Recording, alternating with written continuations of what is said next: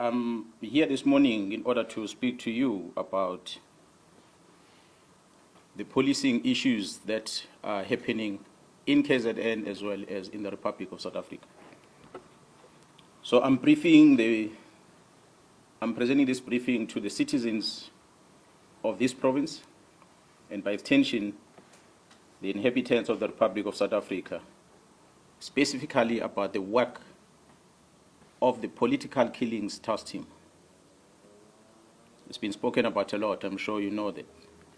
Let me give a bit of a background about this political killings task team. In 2018, the President of the Republic, His Excellency President Ramaphosa, established the Interministerial Committee, which we refer to as IMC, which consists of the Ministers of Police, the Minister of State Security, the Minister of Defense, the Minister of Justice and Correctional Services, and Correctional Development. These ministers were given a task by the President to ensure that they deal with matters of security nature that affect political leadership in this province. You will recall that the minister had visited the family of the late Musawenkosi Mkhwanazi in Placesley in Pietermaritzburg in May 2018. It was then where this IMC was established by the President. So it is a committee of ministers, not a police-directed operation, but a committee that involved different departments. The IMC at the time met and listened to the investigation report that was presented, the so-called political task team that was established before them. And their observation, amongst others, was that the task team was working in silos. It was compromised and that it did not have any investigation as well as a prosecutorial plan or strategy.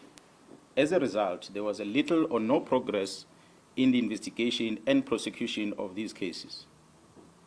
A decision was therefore taken by the IMC to establish a national integrated multidisciplinary task team, which consists of the South African Police Service, the National Prosecuting Authority, NPA, supported by both state security as well as correctional services, which commenced its work in July of 2018 to implement the now tried and tested analysis-led and prosecution-driven investigation strategy. As a result of the excellent performance, the political killings task team has been assigned in another presidential intervention project. I can name the few: the killing of the traditional leaders in the province of KwaZulu-Natal, as well as the murders that happened in the University of Fort Hare in the Eastern Cape. Since the establishment of this political killings task team in July 2018, the team has been investigating a total of 612 case dockets. These case dockets include murders, attempted murders, intimidation, conspiracy to commit murders, and other cases. A total of 436 suspects were arrested and charged. 156 firearms were recovered, of which 55 of them were linked directly with ballistically through our forensic testing to the political related cases. An additional 35 suspects who are members of the South African Police Service were arrested. The notable one is the one who's now in prison, who's been working with the parliamentarian who was involved in the murder, about the murder of one Sindiso Magado. We're going to talk about that later. A total of 128 accused were found guilty on 106 cases. 29 accused were sentenced to life in prison. 40 accused were sentenced between 10 to 35 years. 25 accused were sentenced between 1 to 9 years. 23 accused were sentenced between 3 to 12 months. And there's quite a lot of awaiting trial prisoners that are going to be finalize in the next coming few weeks. So a total of sentences that is total number of years that has been given, if I add all of them, amounts to about 1,801 years of imprisonment. This is the work done by the team since 2018 to date that have led into the successful prosecution because of this integration working between the SAPS and the prosecution. On the 26th of March 2025, this year, a total of 121 case dockets that were under investigation were taken away from the task team as directed by a Deputy National Commissioner Crime Detection, a Lieutenant General Sibia, who was acting on the instruction of the Minister of Police to disband the team. This was done without the authority of the National Commissioner, nor I, as a Provincial Commissioner, was never informed. These case dockets have since March been sitting at the head office ever since, without any investigation work done on them. 5 of these dockets had already instruction to arrest perpetrators, but nothing has been done because a Lieutenant General Sibia, being instructed by the minister, or well, executing instruction of the minister, withdrew all these dockets and they are sitting in archive in his office in Pretoria. God knows why. Therefore, only a total of 112 dockets which are still in court, of which 54 of them are political related and others will include parallel ad hoc, as well as the dockets that are involving the incident at Fort Hare University, and 5 of them are traditional leadership, are still with the team at this present moment. In the year 2024, a request was received from Gauteng Organized Crime Investigating Unit to assist with the investigation to dismantle the organized crime syndicate that was operating in Gauteng, that was controlled in Gauteng but operating in the rest of the country and in neighboring countries. I, as a Provincial Commissioner, took a decision to deploy 10 members from this political killings task team to go and support this organized crime unit in Gauteng. I can tell South Africans that this decision was a cause for the disbandment letter of this team, because they overstepped their mandate of only focusing in KZN. They went to support Gauteng organized crime unit with the dismantling of a criminal syndicate. And I can confirm before the South Africans today that the investigation which these members were involved with in Gauteng has unmasked the syndicate. And this syndicate involves, amongst others, politicians who are currently serving in Parliament. The law enforcement officers include the members of the South African Police Service, the Metro Police, and correctional services. They include prosecutors in Gauteng province, the judiciary, and all these are controlled by the drug cartel as well as business people in that province of Gauteng. This act, of course, undermines the criminal justice system in this country. Mr. Brown Mokgotsi sends a WhatsApp message to myself, Leut.Gen Mkhwanazi, regarding the allegation on the defeating the ends of justice matters which were widely publicized, which involves an incident that happened at the correctional service at Mpangeni in KwaZulu-Natal. Mr. Brown sends this message in September last year, long before the news came out in public about the incident that happened at Mpangeni. He sends this message. In this message that he sends to the Provincial Commissioner, he attaches a police letter and he attaches a copy of the occurrence book, a register that is used at the police station that's supposed to only be accessed by police officers. But Mr. Brown, who's not a police officer, attaches those in his message and he sends it to the Provincial Commission. His word says there is a plot to charge you. Mr. Brown Mkhwanazi also sends a screenshot of a presentation that was made on the 30th of September 2024, a presentation that was titled 2024-2025 Division Crime Intelligence Policies. He sends this to myself, Leut.Gen Mkhwanazi, as a Provincial Commissioner of KwaZulu-Natal. Surely this must have been a classified information where crime intelligence are presenting their policies. But this man has access to that, and he's not a policeman. When asked to share the copy of this presentation through that WhatsApp communication, he responded by saying, General Khan will brief you next week. There's only one General Khan in the South African Police Service, so is one Lieutenant General Sibia in the South African Police Service. I've never heard of any other lieutenant generals in any other way in the security cluster in the country with the very same names. So I assume these are the colleagues that I know very well. He further wrote on the very same WhatsApp message.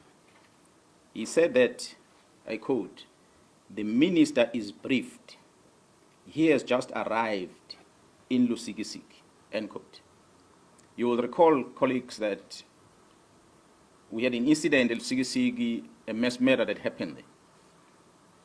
And the Minister of Police had gone visiting the families and that crime scene. So after this communication, the Provincial Commissioner called the Chief of Staff, Mr. Nkabinde, the Chief of Staff of the Minister of Police, and asked the Chief of Staff, who is this Brown Mkhwanazi? This Brown Mkhwanazi seems to be traveling with the Minister to Lusikisiki. Who is he? Because I've never heard of him. The response from the Chief of Staff was that Mr. Brown Mkhwanazi is an associate of the Minister, but is not employed in a department. That's when I got a confirmation about Mr. Brown Mkhwanazi. And I asked the Chief of Staff to send the phone number of this Brown Mkhwanazi, of which he did. It is that number that made me to confirm that indeed the person who's sending me WhatsApp messages is the same person that is called Brown Mkhwanazi and is from Northwest. On the 5th of March 2025, the South African Police appeared before the Portfolio Committee in Parliament. A presentation was made to this Portfolio Committee by the Provincial Commission of KwaZulu-Natal, which included the allegations of an associate of the Minister of Police, Mr. Brown Mkhwanazi. The Minister denied on record. Go and Google a visual presentation to the Portfolio Committee on the 5th of March this year, towards the end of that briefing, where the Minister of Police responded and he said he does not know this Mr. Brown Mkhwanazi. He said that in Parliament. However, the Minister confirmed that he knows this Mr. Brown Mkhwanazi during the telephone conversation that he had, which was posted on X under a handler at Leut.Gen. This was on the 30th of March, where he confirmed that this was his comrade from Northwest. The conversation between the minister and that lady is available. You can go on X and find it on the 30th. If it has been removed from that account, as we finish this briefing, I'll share that with you. The evidence has been found in the cell phone of Mr. Vusimus, also known as Cat Matlala, which shows the communication between Mr. Brown Mkhwanazi and the Minister of Police, Mr. Senzo. As I said, this was the beginning of the closure of the political task team. I've tried to outline some sequence of events. I had said the team left for Gauteng to go and assist organized crime in Gauteng.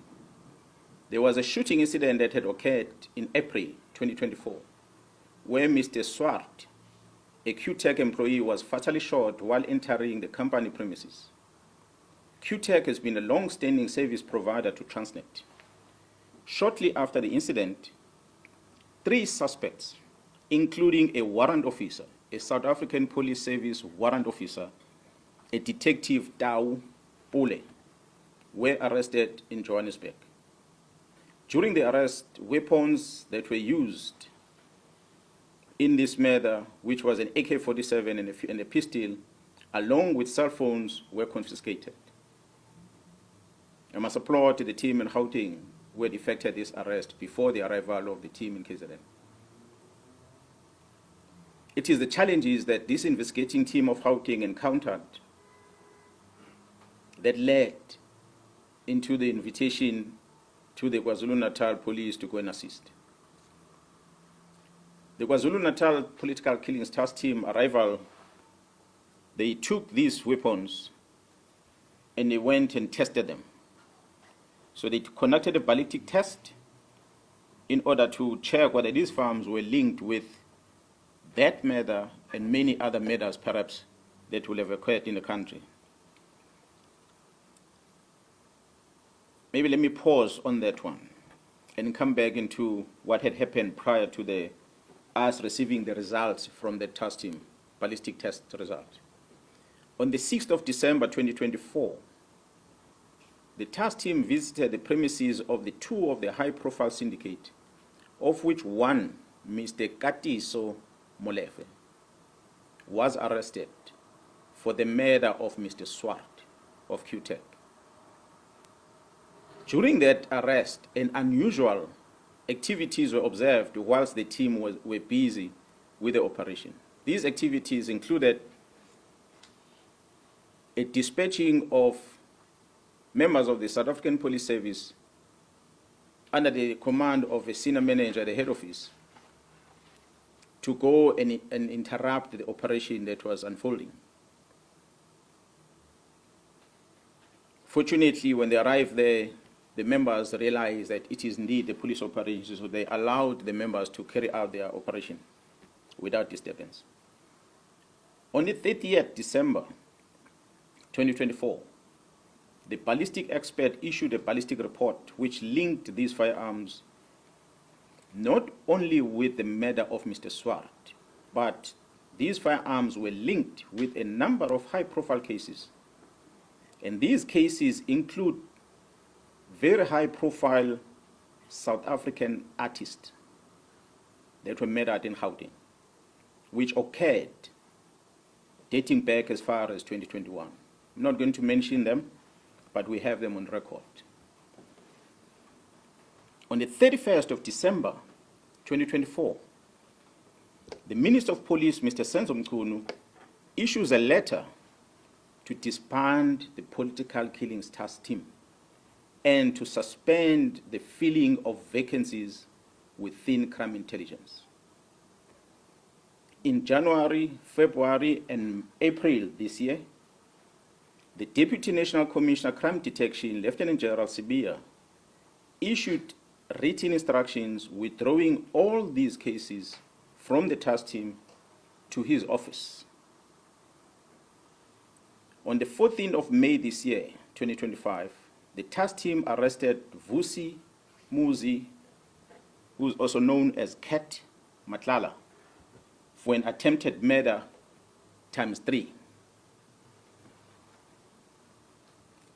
I must highlight that this Mr. Vusi Muzi Cat Matlala is an individual who was awarded a police contract of over 360 million rand in 2024.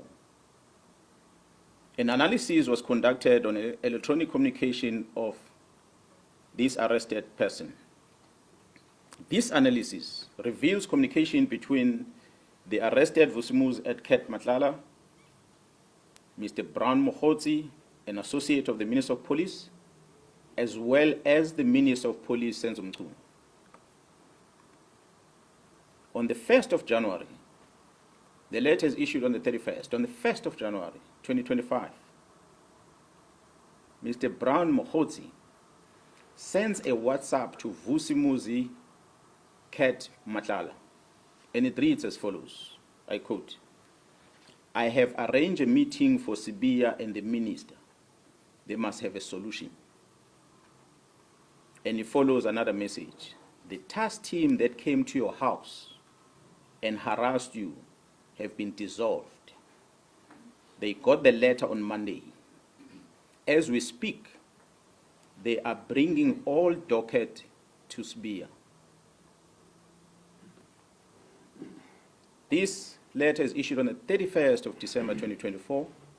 This communication is on the very next day, the 1st of January 2025, where it says the dockets have been called and have been sent to Sibiya. Yes, we know the dockets only were sent to Sibiya in March this year. Further analysis of the chats indicates that Vusimuzi Ket Matlala is financially supporting the Minister of Police and Mr. Mkhwanazi's political endeavors. This is supported by the evidence of conversation and the proof of payments of guests for January 8 traveling cost and the Ghana dinner in Cape Town, which was done in 2025.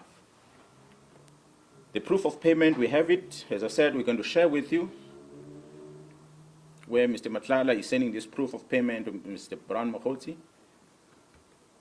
On the 2nd of January 2025, at about 10:05 in the morning, Vusimuzi Ket Matlala receives a copy of the letter of the disbandment of the political killings task team from Mr. Mkhwanazi, who is an associate with the Minister of Police.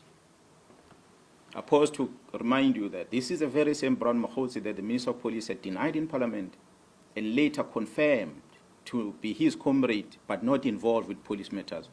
But he's sending this communication. That's what we have discovered through the investigation. On the 14th of January 2025, Mr. Brown communicates with Mr. Vusimuzi Ket Matlala as follows, I quote, "Sure, don't forget to work on your invoices." On the 15th January, Mr. Vusimuzi Ket Matlala responds with a screenshot of an invoice that he has submitted to the South African Police Service, which I guess was due for payment on his contract. On the 26th of January 2025, Mr. Mkhwanazi sent a message to the Minister of Police, Senzo Mchunu, which reads as follows, I quote, "The guy of the funding in bracket 20 is also in Joburg from Tuesday. He is the one I said has a 3 billion contract with SAPS." Close quote. Open quote, again another message. "I am also meeting with the DNC and the COS today." Now, in the abbreviation, the DNC in the South African Police Service is referred to as the Deputy National Commissioner, and the COS would be, in this regard, the Chief of Staff. He says, "I'm also meeting with the DNC and Chief of Staff today in Durban for finalization of Khumalo and General Mkhwanazi's matter." Close quote. Another message reads, "DNC is waiting for the Chief of Staff here. This is very significant." Close quote. This is extracted from the communication of the arrested person. So we ask ourselves a question: is there a theory of conspiracy targeting senior officers involving the Minister of Police in this country? On the 31st of December, we have seen Mr. Mkhwanazi sending the following message to the Minister of Police, which reads, "Minister, I'm going to get the case number and the judgment for you. Now we got something proven by the court. It is a matter now which either Sibiya or the minister can charge Khumalo and apply Rule 9 of the disciplinary regulations of the South African Police Service. It took the Constitutional Court to release a man who was sentenced to life imprisonment through a forced Section 204 confession. Imagine, Comrade Senzo, after 30 years of democracy, having this kind of policing. The good thing now is that these are not allegations, but a court judgment." This is extracted from a conversation that Mr. Mkhwanazi is sending to the Minister of Police.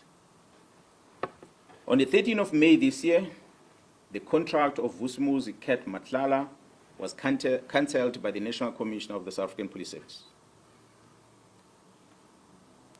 On the 14th of May this year, Vusumuzi Cat Matlala sent a message to Brown Mkhwanazi, which reads, I quote, "Morning, just to let you know that my contract was cancelled yesterday, and I see you've been ignoring me and promising me things that never happened. Luckily, took screenshots of every conversation just in case something like this might happen. I'm taking all this to media and some to court on Friday when I do the interdict." Close quote. On the 30th of May 2025, the Investigative Directorate Against Corruption, which is referred to as IDEC, requests the exhibits from the cell phone of Vusumuzi Cat Matlala from the Political Killings Task Team, and they download the content of the cell phone. IDEC is a unit that was established to deal with corruptions in the country. We don't know what is it that we're investigating for them to come and ask for these cell phone downloads. On the 25th of May, on the 30th of May, I beg your pardon. On the 25th of June this year, the project coordinator of the Political Killings Task Team is arrested by IDEC. A dramatic arrest. A dramatic arrest. On the 26th of June 2025, the accused, Katiso KT Molefe, who was arrested by the very same task team, was granted bail. Guess that one went under the radar. The work of the organized crime in Gauteng, supported by the Political Killings Task Team, has indeed been compromised. The disbandment of the Political Killings Task Team was influenced by the sterling work that they performed in Gauteng to uncover the criminal syndicate, which involved some members of the criminal justice system operating in Gauteng province, and not because of what I presented earlier, which was the work they did in the province of KwaZulu-Natal. Their demise was as a result of them assisting Gauteng to uncover the criminal syndicate. Despite all these challenges, we acknowledge and appreciate the resilience of the members of the Political Killings Task Team. The Political Killings Task Team remains operational, albeit attempt to disrupt its work to protect and serve the inhabitants of the Republic, as enshrined in the Constitution under Section 205, subsection 3 of the Constitution of the Republic. The Political Killings Task Team remains operational. Therefore, we have embarked on a process of registering a criminal investigation in order to deal with this infiltration and control of the criminal justice system by the organized crime. We, in KZN, know that a member of crime intelligence or members of crime intelligence released classified documents and handed them over to a member of parliament.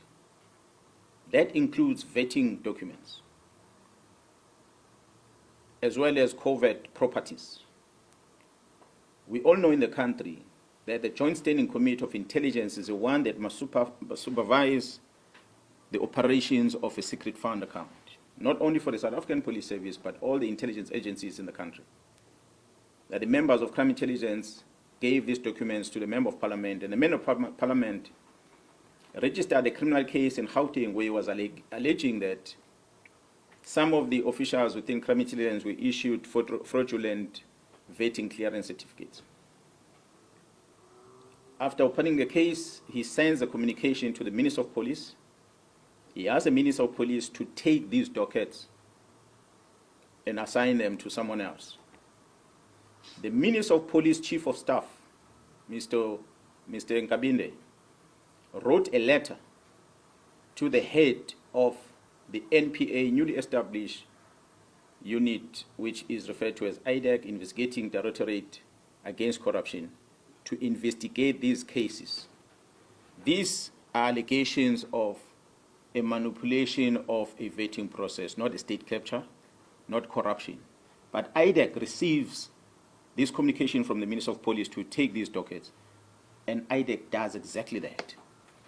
They go and take these dockets and they investigate them. I wonder whether is this what the unit IDEC was established for. The Minister of Police invited and facilitated the peace talk between myself, the Provincial Commissioner of KwaZulu-Natal, and the Deputy National Commissioner, Lieutenant General Sibia, in his office, in his house, State House, official residence in Pretoria.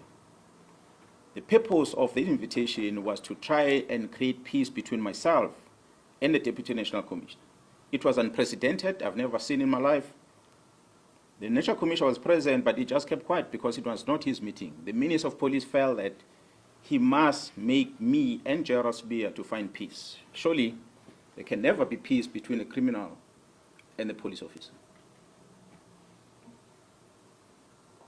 As we speak, the South African Police Service, KwaZulu-Natal, still does not have a leader within crime intelligence because of the letter where the minister suspended the filling of vacancies at crime intelligence, which is dated the 31st of December. So to date, we don't have a command of crime intelligence in this province. We are trying to figure out on our own how to infiltrate syndicates because the minister decided these posts must not be filled.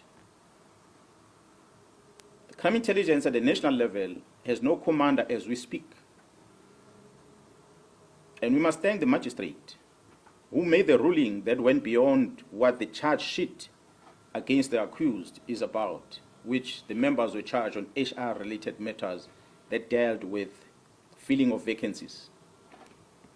The magistrate directed that these members must never enter any premises of crime intelligence in the country. So which means all the work of crime intelligence had to come to a halt. Interesting for us is that another magistrate who then had the matter of the second accused on that case, who had remained in custody last week, did not issue the same condition. He understood that the judiciary cannot get involved in determining whether people must go back to work or not. It is an employer that must make the decision. But I must just indicate to the South Africans that Mr. Padayache, who appeared in court on the day when these police officers were arrested, whom the magistrate referred to as an investigating officer, is a former member of crime intelligence himself. He retired from the police and he went to join this new unit, IDEC. He is now referred to as a lead investigator with no qualification, no investigative experience at all. But he is a person whom the magistrate directs that if anything is wanted at crime intelligence, must go via him. So he gives him a carte blanche to access anything at crime intelligence on behalf of the members that are employed to work there. The vetting section within crime intelligence has more powers than any other units within that space because they can scrutinize everything about the applicant who's applying for security clearance. And they can manipulate that security clearance process for their own benefit. So I stand here understanding, as leading this province of KwaZulu-Natal, that fighting organized crime remains a priority as directed by government. The National Commissioner remains my commander and the commander of all of us as we wear this uniform. And we must protect this badge and the police commissioner. I call on all men and women in law enforcement, the South African Police Service and Metro Police to stand up and protect our people. Yes, sometimes law can stand on the way to achieve justice. We must choose justice. Thank you so much for listening to me.